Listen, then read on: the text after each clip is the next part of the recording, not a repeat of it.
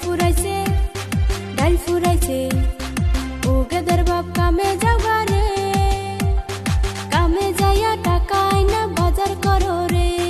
3 দিন ধইরা আমায় ধরছে সর্দি জ্বরে, ওই হারাম যদি তোর চোখে পড়ে না রে। সইলা জাগা বাপের বাড়ি রে, জাগায় বেজাগায় আমার ব্যথা করতাছে। তুই সইলা জাগা বাপের বাড়ি রে, সব শরীর ব্যথায় আমার ভইরা গেছে রে।